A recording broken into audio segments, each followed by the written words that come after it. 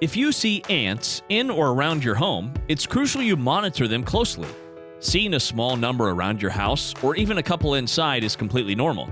But if you start to spot many in the same area, or dirt and sawdust piles around baseboards and other crevices, you could be dealing with a much bigger problem.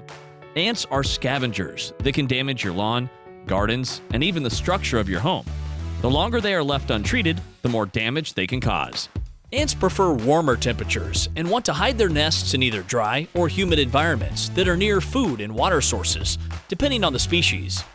Rocks, mulch, cracks in pavement, pantries, and around baseboards are some common examples.